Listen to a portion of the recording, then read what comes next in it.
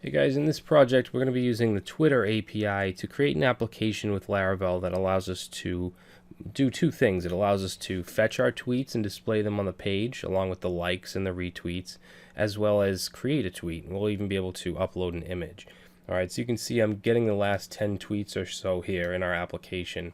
And if we look at my Twitter page, you'll see it's the same things, Gulp.js, Bootstrap 4. Okay, so it's coming from my feed. Now if I want to create a tweet, we'll just say this is a test.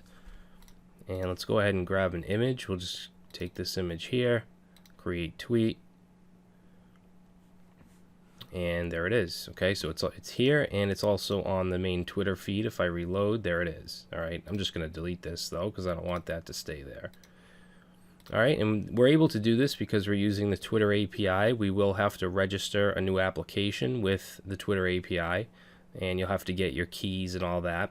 And then in order to use it with Laravel, we're going to use this Twitter package for Laravel 4 and 5. So this is the GitHub page. It's actually thujohn/Twitter.